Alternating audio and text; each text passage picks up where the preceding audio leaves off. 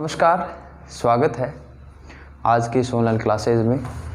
आज अपन बात करने वाले हैं कक्षा 11 के भौतिक विज्ञान के चैप्टर नंबर 5 का टॉपिक, जिसका नाम है घर्षण, फ्रिक्शन, और उसके टाइप्स के बारे में बात करेंगे।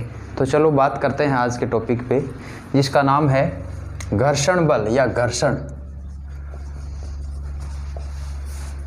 फ्रिक्शन।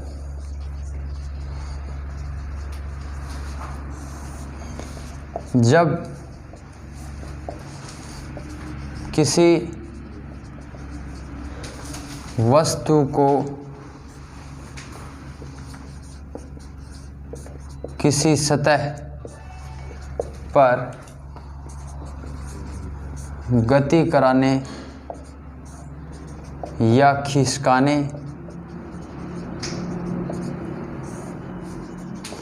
या फिसलाने के लिए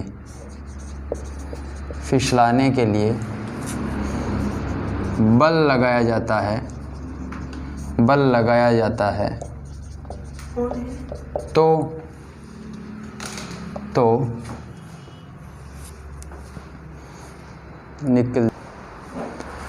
बल लगाया जाता है तो इसकी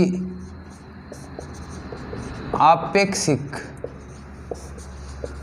गति के विरुद्ध एक बल लगता है जो इसकी गति का विरोध करता है। यह बल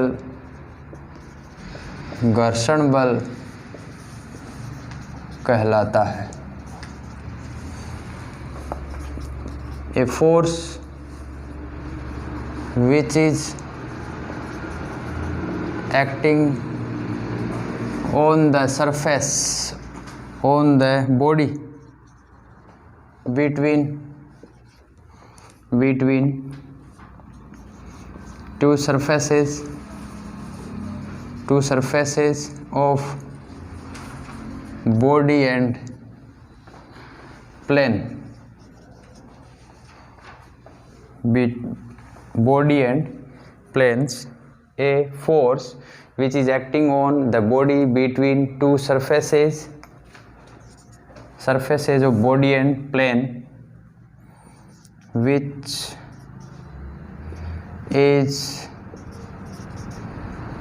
is opposite to the applied external force,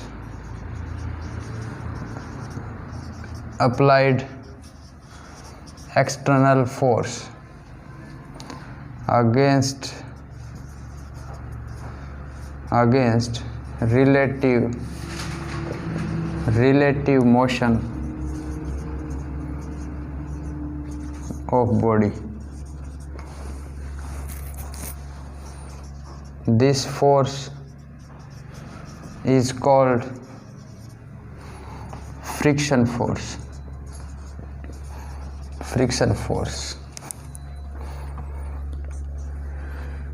यह बल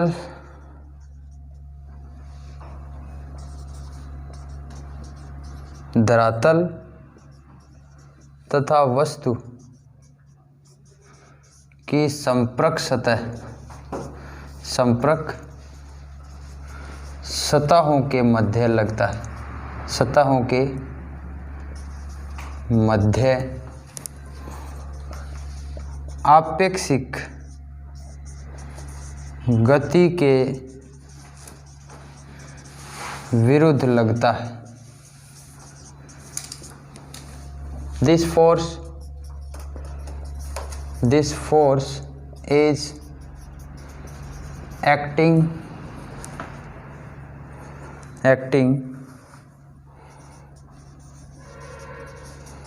against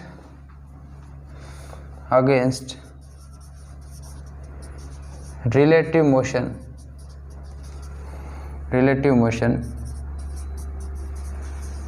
between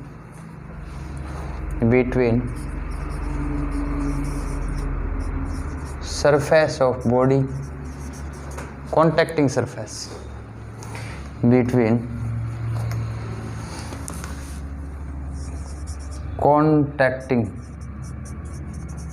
contacting surface of body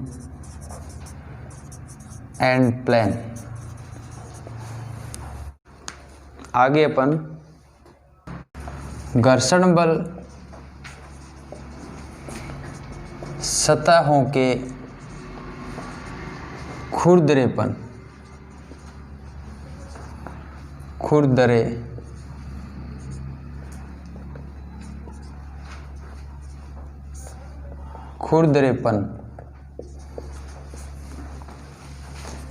के कारण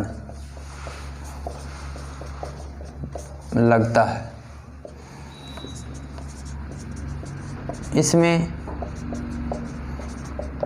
सतहों के खांचे आपस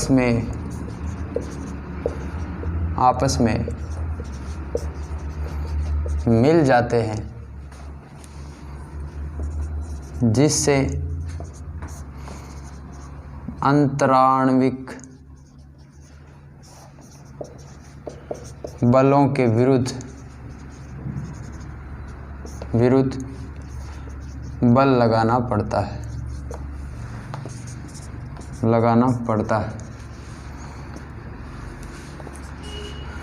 friction force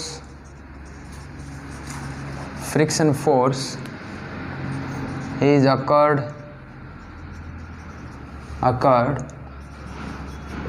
due to roughness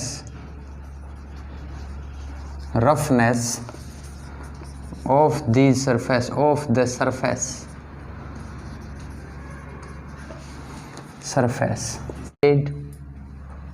The with each projections other and depressions are jointed. each other. So to remove or in motion, we applied the force against intramolecular force। These are two kinds। ये दो प्रकार के होते हैं।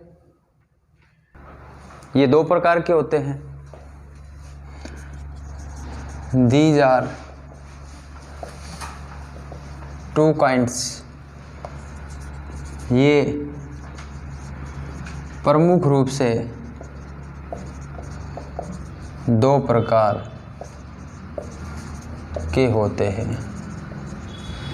कौन कौन से भाई? स्थैतिक घर्षण बल, static friction force. Number second,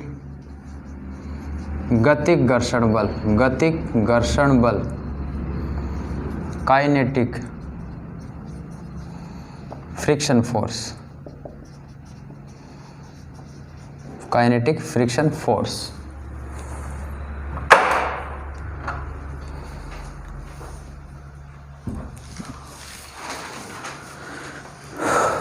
तो अपन बात करते हैं नंबर 1 की। जैसा नाम है वैसा इसकी डेफिनेशन बन जाएगी।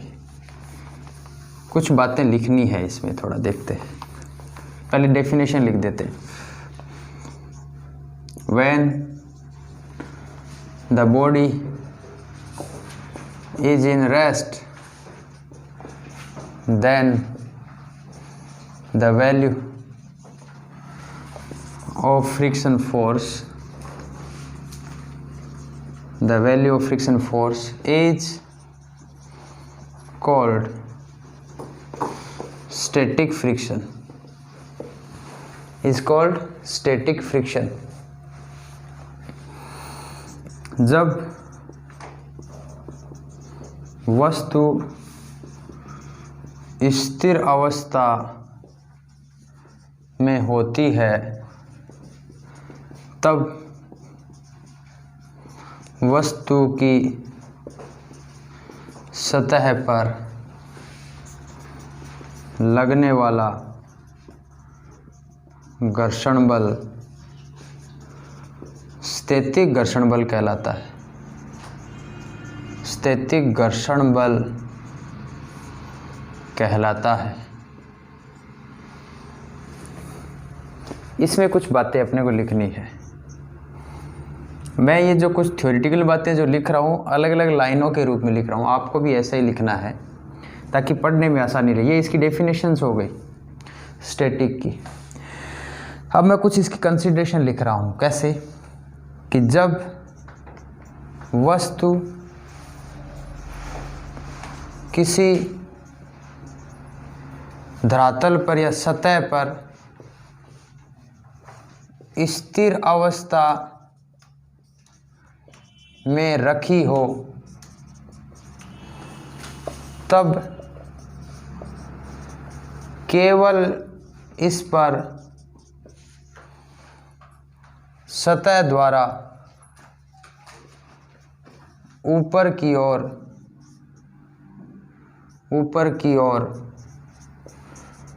भार के विपरीत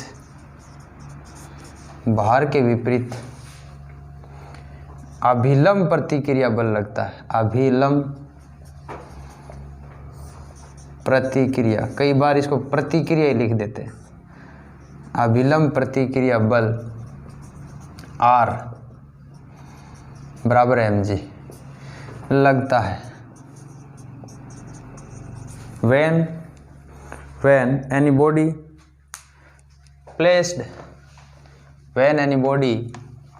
placed on the surface of plane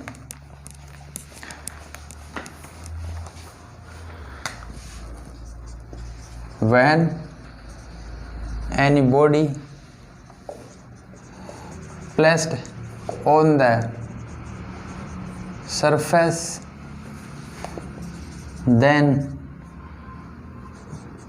only, वो भी किस में, इन रेस्ट, एक ही बात, सरफेस ऑफ प्लेन हो जाए या सरफेस तो प्लेन की ही कहेंगे हम, surface of plane, then only reaction force R is equal to mg acting on the body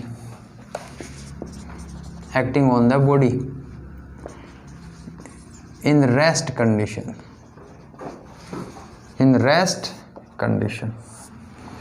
ठीक है, in rest condition। देखो कैसे लगता है, किस प्रकार लगता है। और इसी को मैं अगर कहूँ कि अगर अपन इसको मोशन कराना चाहें, गति कराना चाहें, तब इसके रिलेटिव मोशन के अगेंस्ट एक फोर्स लगता है और वो फोर्स कहलाता है स्टैटिक घर्षण फोर्स। स्टैटिक फोर्स की बात कर रहे हैं अपन, स्टैटिक फ्रिक्शन फोर्स की।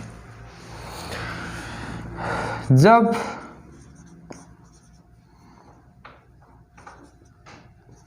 इस वस्तु को गति करवाने के लिए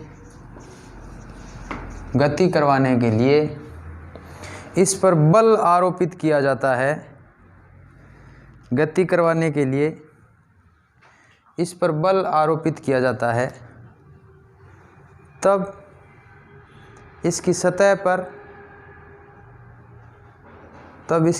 पर आपेक्षिक गति के विरुद्ध बल लगने लगता है। यह बल स्थैतिक घर्षण बल कहलाता है। जब इस वस्तु को गति कराने के लिए एक बल लगाया जाता है बल लगाया जाता है तो इसकी आपेक्षिक गति के विरुद्ध वस्तु की सतह पर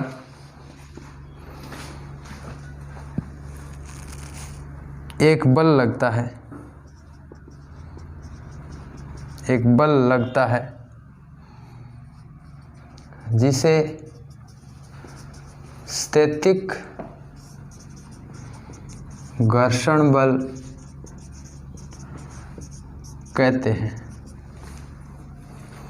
यह या when, ये हो गया ना, no, when we applied a force which try to comes in motion to body, then a force acting against relative motion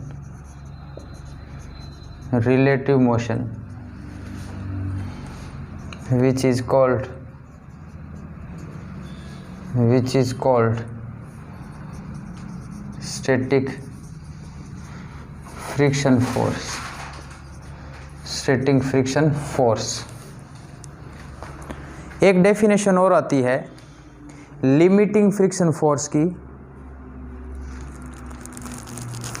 इसमें लिखिए when tension force is increased gradually,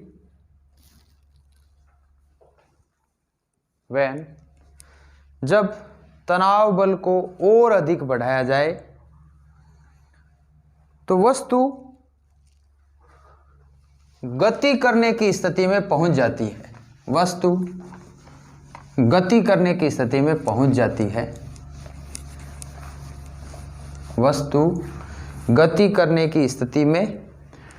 जाती है। इस स्थिति में लगने वाला स्थैतिक बल सीमांत घर्षण बल कहलाता है। जब वस्तु पर तनाव बल बढ़ाया जाए तो एक ऐसी स्थिति आ जाती है कि वस्तु गति करने वाली होती है।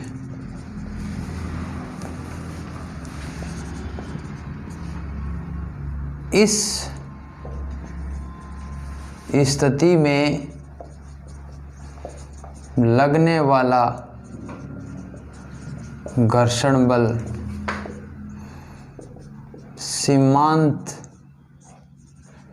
घर्षण बल कहते हैं। यानी आप किसी रेस्ट में पड़ी वस्तु को बल दो, आप बल देते जाओ बढ़ाते जाओ, ये रेस्ट में पड़ी रहेगी। लेकिन एक ऐसी स्थिति आएगी उसके बाद अगर आपने फोर्स बढ़ाया तो ये गति करने लग जाएगी ऐसे। तो इस स्थिति में जो फोर्स लग रहा है यानी ये गति करने वाली ही होती है। एक लिमिट आ गई, एक सीमा आ गई कि उसके पश्चात अगर फोर्स और बढ़ाया, टेंशन फोर्स, तनाव बल, एक्सटर्नल फोर्स, जो भी आप नाम दो, तो उसके बाद वो वस्तु गति करने लग जाती है। इसको कहते हैं सीमांत घर्षण बल। कई बार पूछा गया सीमांत घर्षण बल किसे कहते हैं, तो यानी कि जब वस्तु पर तनाव बल बढ़ाया जाए तो एक ऐसी स्थिति आ जाती है कि वस्तु गति करने वाली होती है। ये किस कंडीशन में? स्थैतिक अवस्था में। किस अवस्था में है? स्थैतिक अवस्था में। तो इस स्थिति में लगने वाला घर्षण बल सीमांत घर्षण बल कहलाता है। इंग्लिश में अपन क्या लिख सकते हैं, when tension force is increased gradually then one such position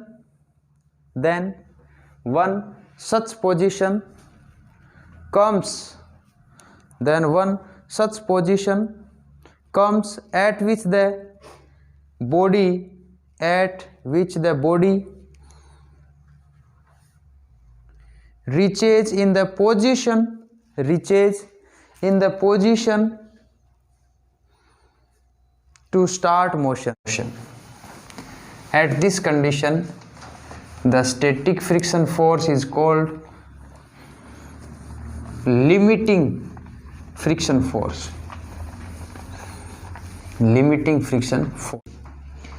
यह सीमांत घर्षण बल या फिर इसको स्थैतिक घर्षण बल भी कह सकते हैं, स्थैतिक घर्षण बल भी कह सकते हैं। This limiting friction force, limiting मतलब लिमिट से संबंधित, जिसको हम कह सकते हैं स्टैटिक फ्रिक्शन फोर्स। यह सीमांत घर्षण बल वस्तु पर लगने वाले प्रतिक्रिया बल के समानुपाती होता है। This limiting friction force is proportional to the reaction force। इसका मतलब Fs, ध्यान से देखना, Fs जो है वो लेस देन इक्वल टू हो सकता है लिमिटिंग फ्रिक्शन फोर्स के। वो भी स्टैटिक है लेकिन लिमिट वाली कंडीशन में है, क्योंकि फ्रिक्शन फोर्स लिमिटिंग से कम भी हो सकता है और उसके बराबर भी हो सकता है। बराबर का मतलब कि बॉडी मोशन करने वाली ही हो सकती है, वहाँ तक भी स्टैटिक फ्रिक्शन फोर्स होता है। मैंने थोड़ा सा फ्रिक्शन फोर्स लगाया वो भी स्टैटिक है, थोड़ा ज़्यादा लगाया तो भी स्टैटिक है। जब तक ये मोशन नहीं करेगी तब तक फोर्स लगता है, वो सारा स्टैटिक है। तो स्टैटिक हो सकता है लिमिटिंग से कम भी हो सकता है उसके बराबर हो। ये किसके प्रोपोर्शनल होता है, आर के। इसका मतलब Fs less than equal to कह सकते हो या इक्वल टू भी कह सकते हो, कोई दिक्कत नहीं है। ये कांस्टेंट आ जाएगा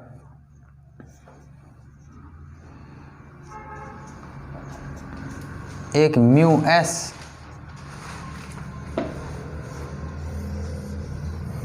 वेयर, आपको पता है ना आर का मान कितना होता है। एक लाइन और लिख दो, इसको एफ एस के बराबर ही बताने लग जाओ। ये एम जी के बराबर होता है। एस पैर में लिखना है, एस फॉर स्टैटिक, वेयर जहां म्यू एस स्थैतिक घर्षण नियतांक है, where mu S is static friction coefficient.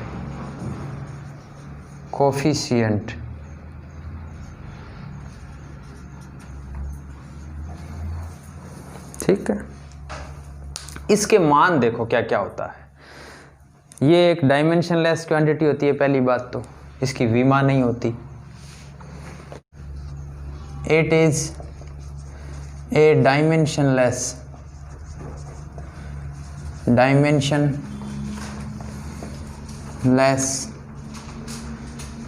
Quantity. कौन है भाई, म्यू एस। नंबर 2, the value of mu S lies between 0 to 1। इसका मतलब 0 is less than equal to mu S is less than equal to 1। 0 हो सकती है, 1 हो सकती है, इसके बीच में कुछ ना कुछ मान हो सकता है। 3 नंबर बात, हिंदी में आप लिख दो भाई, यह एक विमाहीन राशि, इसकी कोई डायमेंशन नहीं है, कोई किलोग्राम मीटर स्क्वायर ऐसा कुछ नहीं लिखते इसके आगे, इसका फिक्स मान रखते हैं। इसका मान 0 से 1 के मध्य होता है। इसका मतलब 0 is less then mu S is less then 1। इसको म्यू ढंग से लिखे भाई, एक लाइन थोड़ी बड़ी एक छोटी, ये ऐसा म्यू होता है। यू जैसी आकृति है लेकिन एक सीधी आती है, यू तो ऐसे लिखते हैं लेकिन उसी में एक सीधी लाइन नीचे ले आओ, थोड़ी सी घुमा दो, दैट इज कॉल्ड म्यू। बोलेंगे क्या इसको? म्यू। बोलने का तरीका ठीक है, ध्यान रहे इस बात का। म्यू एस संपर्क सतहों, 3 नंबर बात है, संपर्क सतहों की प्रकृति पर निर्भर करता है। Mu S depends upon the nature of contacting surfaces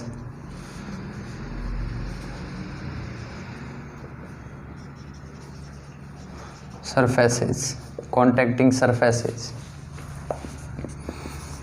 for smooth surface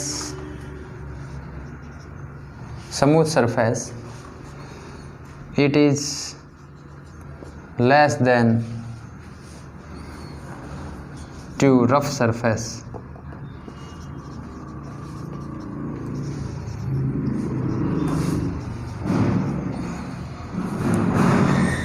it is less than to rough surface। इसका मतलब रफ सरफेस के लिए इसका मान ज़्यादा होता है और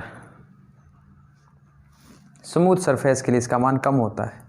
the value of mu S does not depend upon the apparent area of planes in contact. apparent का मतलब आभासी। म्यू एस का मान तलों के आभासी संपर्क क्षेत्रफल पर निर्भर नहीं करता।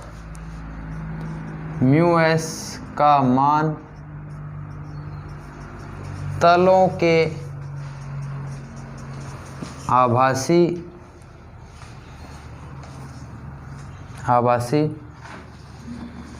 संपर्क क्षेत्रफलों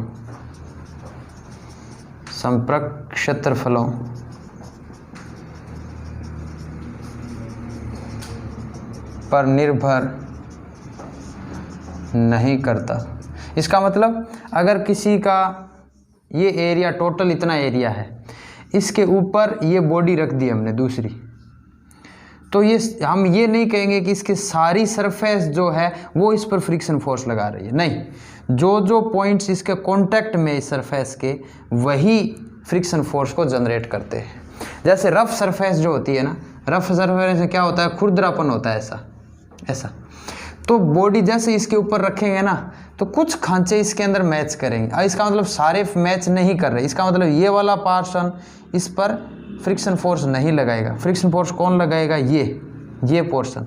तो कहने का मतलब एपरेंट एरिया जो है वो म्यू एस पर डिपेंड नहीं करता या म्यू एस उस पर डिपेंड नहीं करता। लिख दो, the value of mu S does not depend the value of mu s does not depend on apparent area of plane, the value of mu s does not depend on apparent area, A double P R E N T, A double P A R E N T, A double P A R E N T,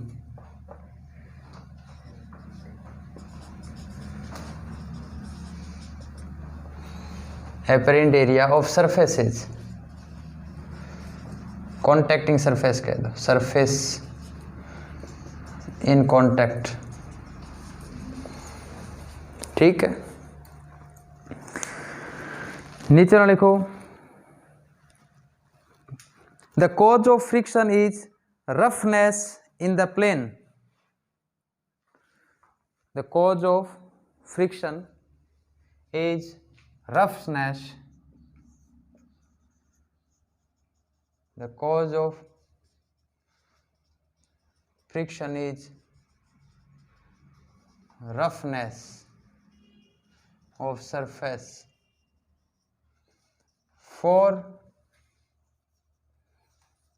different surfaces, भिन्न तलों के भिन्न तलों के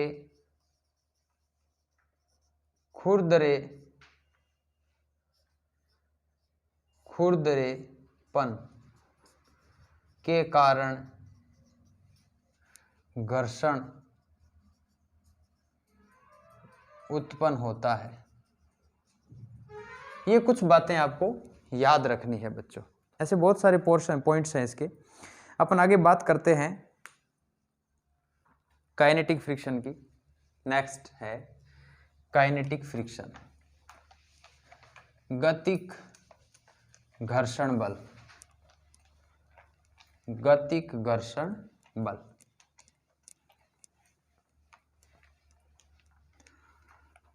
चलो, वस्तु की गतिशील अवस्था में लगने वाला घर्षण बल गतिक घर्षण बल कहलाता है। ये और देखो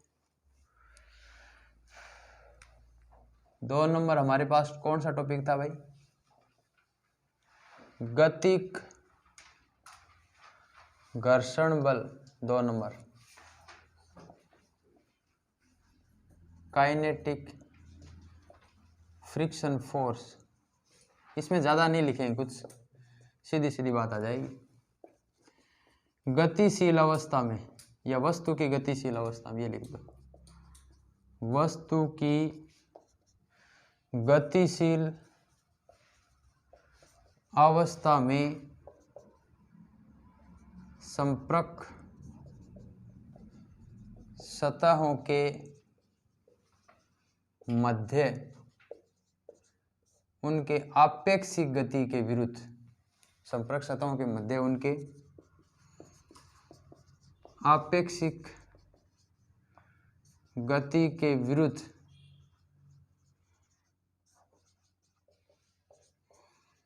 लगने वाला बल गतिक घर्षण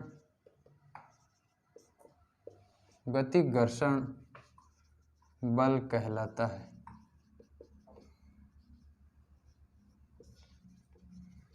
गतिक घर्षण बल कहलाता है। यह बल भी अभिलंब प्रतिक्रिया बल R के समानुपाती होता है, अर्थात F K for kinetic proportional to R, which implies F K is equal to mu K R. R का मान आप सब जानते हो, आर इज इक्वल टू होता है M G. M is mass और G is gravitational force. English में लिख दो, the friction force which is the friction force the friction force which is acting in the case of motion of body, in the case of motion of body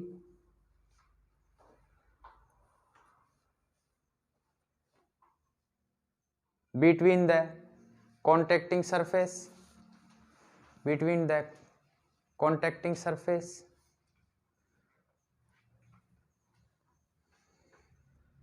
against relative motion of the body. Relative का मतलब surface rest में है और body उसके ऊपर motion कर रही है, तो सरफेस का मोशन रेस्ट में v बराबर 0 है और इसका मोशन है v या va कह सकते हो। रिलेटिव में आपको पता है एक बॉडी का दूसरे बॉडी के रेस्पेक्ट में अगर वेलोसिटी ज्ञात करो, यानी a बॉडी है दूसरी b है, अगर इन दोनों का आपस में रिलेटिव मोशन ज्ञात करो तो VAB is equal to VA minus VB कह दो या BB माइनस VA कह दो, ये होता है रिलेटिव मोशन। अगर एक 0 है तो ये 0 रख दो, तो इसका मतलब माइनस बी का मीनिंग क्या है? नेगेटिव। नेगेटिव मतलब विपरीत दिशा में वो फोर्स इंड्यूस होगा, इसका मतलब वो विरोध करेगा। नेक्स्ट, गतिक घर्षण बल, द काइनेटिक फ्रिक्शन फोर्स, लिख दो काइनेटिक फ्रिक्शन फोर्स, गतिक घर्षण बल स्थैतिक घर्षण बल से कम लगता है, स्थैतिक घर्षण बल से सदैव कम लगता है। The kinetic friction force always less than to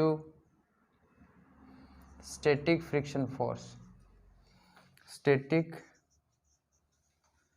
friction force to static friction force। इसका मतलब mu S is greater than mu के है, और इसी क्रम में अगर देखें यानी कि F S is greater than F के है, तो इसी क्रम में देखें तो mu S is greater than mu के होगा। याद रखें इस बात को।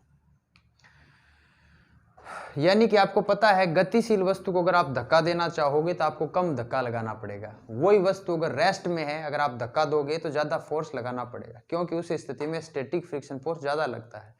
अगर मान लो किसी खड़ी गाड़ी को या वाहन को आप धक्का लगाते हो तो आपको ज़्यादा फोर्स लगाना पड़ेगा, क्योंकि उस स्थिति में स्टैटिक फ्रिक्शन फोर्स लग रहा है।